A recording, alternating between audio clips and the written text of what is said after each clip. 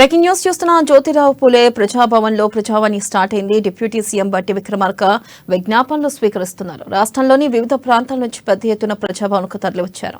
అనేక సమస్యలను విన్నవించేందుకు ఫిర్యాదుదారులు ప్రజాభవన్ కు పోటెత్తారు. అనేక రకాల సమస్యలను ప్రజావాణిలో విజ్ఞప్తి చేసేందుకు ఇప్పటికే ప్రజాభవన్ వద్ద బార్లు తీరారు.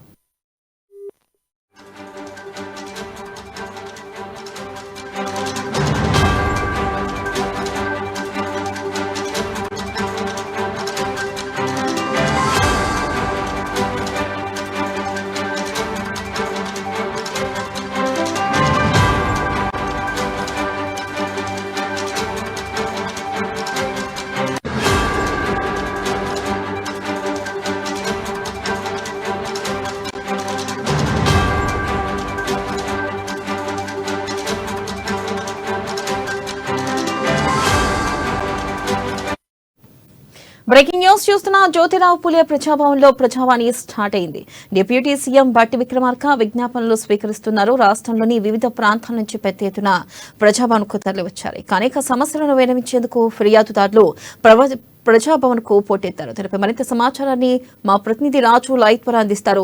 రాజు, చెప్పండి, ప్రస్తుతం అక్కడ ప్రజాభవన్ దగ్గర పరిస్థితి ఏంటి? దాదాపు ప్రజాభవన్ కి అనేక మంది రోజువారీగా జనాలు పోటెత్తున్నారు. ప్రధానంగా ఏ సమస్యపై ఎక్కువగా జనాలు వస్తున్నారు రాజు? మహాత్మా జ్యోతిరావు పూలే భవన్ వద్ద ప్రజావాణి కార్యక్రమం కొనసాగుతా ఉంది. ఇప్పటి వరకు కూడా డిప్యూటీ సీఎం మల్లు భట్టి విక్రమార్క ప్రజల యొక్క విజ్ఞాపనలు ఏవైతే ఉన్నాయో అవన్నిటిని కూడా అప్లికేషన్లు స్వీకరించడం జరిగింది. కొద్దిసేపటి క్రితమే ఆయన బయటికి వెళ్ళడం జరిగింది. అయితే ఇతర అధికారులు ఎవరైతే సంబంధిత అధికారులు ఉన్నారో అధికారులు ప్రజల వద్ద నుంచి ఎవరైతే సమస్యలు ఉన్నాయో సమస్యలతో వచ్చిన వాళ్ళందరూ కూడా వాళ్ళ రిక్వెస్ట్లు కూడా స్వీకరిస్తా ఉన్నారు. అవన్నీ కూడా నోట్ చేసుకుంటా ఉన్నారు. సో ఇక్కడికి ప్రజాభవన్ దగ్గరికి కూడా పొద్దున్న నుంచి కూడా భారీ సంఖ్యలో ప్రజలు తరలి వస్తా ఉన్నారు. వారానికి 2 రోజులు ఏవైతే మంగళవారం, శుక్రవారం ఈ ప్రజావాణి కార్యక్రమం నిర్వహిస్తా ఉన్నారో ఈ 2 రోజులకు కూడా ప్రజల నుంచి అయితే స్పందన అయితే విపరీతంగా వస్తా ఉందని మనం చెప్పవచ్చు. మనం ఒకసారి విజువల్స్ లో సో ఇక్కడ చూడొచ్చు. ఇక్కడ చాలా మంది కూడా ఉదయం నుంచి కూడా ఇక్కడ చాలా మంది కూడా క్యూ లైన్ లో నిలబడి ఉన్నారు. వాళ్ళ సమస్యలు వాళ్ళు చెప్పుకోవడానికి ఇక్కడికి చాలా మంది కూడా వస్తా ఉన్నారు. వాళ్ళందరూ కూడా ఒకటే చెప్తా ఉన్నారు. కామన్ ప్రాబ్లం చాలా మంది ఎవరు చూసినా కూడా పెన్షన్స్, అదే విధంగా డబుల్ బెడ్రూమ్ ఇండ్లు, అదే విధంగా ఈ ధరణి సమస్యలపై ఎక్కువగా వాళ్ళు వస్తా ఉన్నారు. ముఖ్యంగా మనం చూసుకున్నట్టయితే ఈ రోజు కొంతమంది హోమ్ గార్డులు కూడా రావడం జరిగింది. కొంతమందిని గత ప్రభుత్వంలో ఉన్నప్పుడు 250 మంది హోమ్ గార్డ్స్ ను గత ప్రభుత్వం ఎట్లాంటి నోటీస్ లేకుండా తీసివేయడం జరిగింది.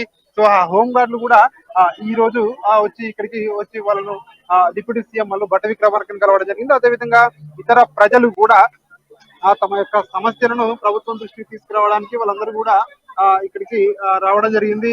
ముఖ్యంగా ఉదయం తెల్లవారుజాము నుంచే భారీ సంఖ్యలో ఇక్కడికి ప్రజలు చేరుకోవడం జరిగింది. ఉదయం 10 గంటల వరకు ఎవరైతే క్యూ లైన్ లో ఉన్నారో వాళ్ళందరినీ కూడా అధికారులని డిప్యూటీని కలిసేందుకు కూడా ఇక్కడ అధికారులు అవకాశం ఇస్తా ఉన్నారు. సో వీళ్ళందరికీ ఒకటే చెప్తా ఉన్నారు, వాళ్ళు ఖచ్చితంగా అందరికీ కూడా ఇక్కడ ఎవరైతే దివ్యాంగులు ఉంటారో వాళ్ళ కోసం ప్రత్యేకంగా ఇక్కడ ట్రై సైకిల్స్ కూడా ఏర్పాటు చేయడం జరిగింది. మంచినీటి సౌకర్యం ఏర్పాటు చేయడం జరిగింది. ఎండలో నిలబడితే ఇబ్బంది అవుతుందని చెప్పేసి కూడా క్యూ లైన్లలో ప్రత్యేకంగా ఇక్కడ టెంట్లు కూడా వేయడం జరిగింది. అంటే ఇక్కడ ప్రజల నుంచి ఎట్లాంటి ప్రజలు ఇబ్బందులు ఎదుర్కోకుండా వాళ్ళ యొక్క సమస్యలు సావధానంగా అధికారులు వినేందుకు కూడా ప్రత్యేకంగా ఇక్కడ ఏర్పాట్లు చేయడం జరిగింది. ప్రజాభవన్ కి అయితే ప్రజల నుంచి అయితే మంచి స్పందన అయితే వస్తుంది. క్షేత్రస్థాయిలో ఉన్నటువంటి సమస్యలను ప్రభుత్వం దృష్టికి తీసుకొస్తా ఉన్నారు. ప్రభుత్వంలో 33 జిల్లాలలో ఉన్నటువంటి ప్రజలు సో ఇక్కడ మనం కొంతమంది మాట్లాడే ప్రయత్నం చేద్దాం. ఇక్కడ సో ఏ సమస్య కోసం ఇక్కడ రావడం జరిగింది. ఇక్కడ సార్ నమస్తే సార్, మీ పేరు ఏంటి, మీరు ఎక్కడి నుండి రావడం జరిగింది? మీ సమస్య ఏంటి సార్? అధికారులను కలిసారా?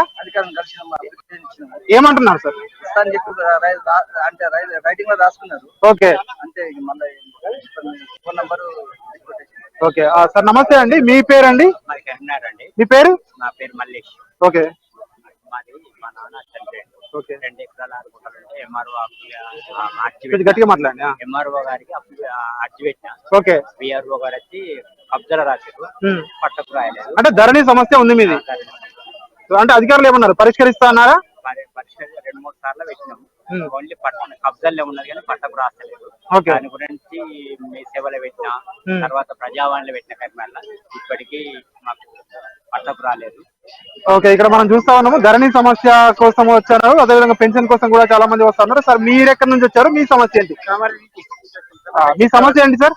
మేము కంప్యూటర్ టీచర్స్ గా గవర్నమెంట్ పాఠశాలలో పనిచేసామండి. 2300 జీతంతో 5 సంవత్సరాలు బోధించిన తర్వాత కాంట్రాక్ట్ అయిపోయిందని మమ్మల్ని తెలంగాణ ప్రభుత్వం తీసేసిందండి. తీసేసిన నుంచి మాకు ఇప్పటి వరకు ఎటువంటి ఉపాధి కల్పించలేదు. ఉపాధి కోసం తిరిగిన అందరినీ కలిసిన, కేటీఆర్ ని కలిసాము, హరీష్ రావుని కలిసాము. సో ఇప్పుడు ఈ అధికారులు ఏమంటున్నారు? ఈ అధికారులకు అయితే ప్రజెంట్ అర్జీ ఇచ్చారు. సో చూడాలి సాల్వ్ అవుతుంది. మీరండి, మీ పేరు, మీరు ఎక్కడి నుండి వచ్చారు? సో మీరు కూడా సేమ్ ప్రాబ్లమ్ తో వచ్చారు ఇక్కడ. సో మీ పేరండి, మీరు ఎక్కడి నుండి వచ్చారు, మీ సమస్య ఏంటి? నా పేరు గట్టిగా మాట్లాడండి. నా పేరు గజానంద్ సార్. నేను కామారెడ్డి డిస్ట్రిక్ట్ నుంచి వచ్చాను సార్. నేను పట్టుకుంటా hourly base teacher Telangana model స్కూల్లో వర్క్ చేస్తాం సార్. గత 8 సంవత్సరాల నుంచి వర్క్ చేస్తాం సార్. అయితే చాలని సాలరీతో కేవలం మంత్ 100 పీరియడ్ మాత్రమే చొప్పున చేస్తాం సార్. 18,800 వస్తుంది సార్. ఇప్పుడు మన తెలంగాణ గవర్నమెంట్ అప్పుడు ఏం పట్టించుకోలేదు సార్. ఇప్పుడు మన రేవంత్ రెడ్డి సార్ వచ్చిన తర్వాత మేనిఫెస్టోలో పెట్టారు సార్ 42,000 గెస్ట్ ఫ్యాకల్టీ వాళ్ళకు ఇస్తాం. గెస్ట్ ఫ్యాకల్టీ వాళ్ళకి ఇప్పుడు ఖచ్చితంగా మీకు మళ్ళీ కూడా తెలంగాణ మోడల్ స్కూల్ వారిని కూడా గెస్ట్ ఫ్యాకల్టీ వారి దాంట్లోనూ చేర్చి మా కూడా 42,000 సాలరీ ఇవ్వగలరని, మాకు అటోరిన వాళ్ళు ఉద్యోగాలు కల్పించాలని మేము కోరుకుంటున్నాం. ఓకే మేడం, మీరు ఎక్కడి నుండి వచ్చారు మేడం? మీ సమస్య ఏంటి? పటాన్చెరు. సమస్య ఏంటి మేడం? మాది ఫ్లాట్ కొన్నాం మేము. ఓకే. రాముపాల్ రెడ్డి అతని దగ్గర మేము ఫ్లాట్ కొన్నాం. పక్కన మా పెద్దనాయన కొడుకు రాఘుగౌడ్ అని ఆయన కొన్నాడు, మేము కొన్నాం. కొన్న కాడ నుంచి మాకు చాలా ఇబ్బంది పెడుతుంది ఎవరు రాఘుగౌడ్. సరే ఇబ్బంది పడ్డని రోజులు అమ్ముతామంటే సరే అని చెప్పి సంగారెడ్డి పోయినాం. బయట సంతకాలు పెట్టినాం. లోపలికి పోయినాక ఇది గ్రామ కంట వస్తుంది, ఎంఆర్ఓతో సంతకం తెచ్చుకోవాలని సార్ అన్నాడు. సార్ అంటే ఆయన అన్నాడు నేను తీసుకురాను, మీరే తీసుకురండి అంటే మేము కొన్నటానికి పోవాలా అమ్మటానికి పోవాలా కాదు మేడం, మీ బ్రీఫ్ గా చెప్పండి. అంటే రిజిస్ట్రేషన్ సమస్య మీది ల్యాండ్ సమస్య. సో ఇప్పుడు అధికారులు ఏమన్నారు? ఓవరాల్ అధికారులు ఏమన్నారు? అధికారులు సమస్యను పరిష్కరిస్తామని ఏమైనా హామీ ఇచ్చారా మీకు? చెప్పండి. సో అయినప్పటికీ కూడా వాళ్ళు ఏంటంటే మమ్మల్ని రివర్స్ మాట్లాడుతున్నారు. వాళ్ళ దగ్గర అప్పు తీసుకున్నాము, హాఫ్ పేజెస్ మిగతాది అమ్మి కడతామని చెప్పి వాళ్ళు ఏమన్నారు అప్పుడున్న రేట్ ప్రకారం తీసుకుంటామన్నారు. అయినా సరే అని చెప్పి అగ్రి అయ్యి రిజిస్ట్రేషన్ ఆఫీస్ కి కూడా వెళ్ళాము. సో ఇప్పుడు ఏమైనా హామీ ఇచ్చారా వీళ్ళు అధికారులు? అంటే మెసేజ్ వస్తుంది, ఇంకా మెసేజ్ వస్తుందని మీకు అక్కడికి పంపిస్తాము, సాల్వ్ చేస్తాం. Okay okay.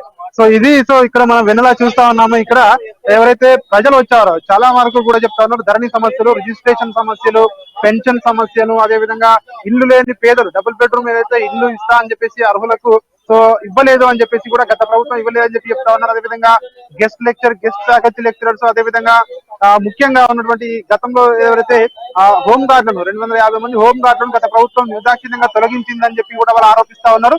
సో వాళ్ళని వెంటనే విధుల్లోకి తీసుకోవాలని చెప్పేసి కూడా వాళ్ళందరూ వచ్చి ప్రభుత్వానికి అయితే మరి ఒక విన్నతులు అయితే చెప్తా ఉన్నారు. మొత్తానికి ఇక్కడ చూసుకున్నట్టయితే పొద్దున్న నుంచి కూడా ఉదయం నుంచి కూడా ఇక్కడ జనాలు ఇక్కడ పెద్ద సంఖ్యలో కూడా రావడం జరిగింది. 10 గంటల వరకు ఎవరైతే ఉన్నారో వాళ్ళందరినీ కూడా లోపలికి పంపడం జరిగింది. వాళ్ళందరూ కూడా ప్రభుత్వానికి తమ యొక్క సమస్యలను ఇచ్చి ఇప్పుడే బయటికి వస్తా ఉన్న పరిస్థితి కనిపిస్తా ఉంది. Vennela. Right Raju, thank you.